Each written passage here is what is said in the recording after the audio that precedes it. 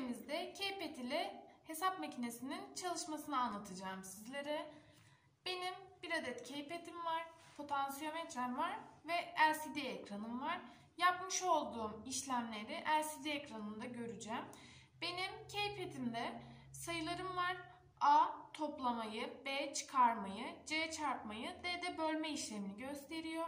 Benim kare tuşumda eşittir'i, yıldız tuşunda sıfırlıyor. Yani yeni bir işlem yapmamızı sağlıyor. İsterseniz küçük bir deneme yapabiliriz.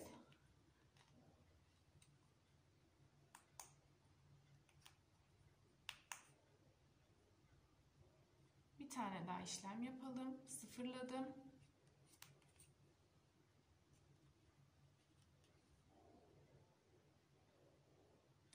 Projemizin çalışması da bu şekilde.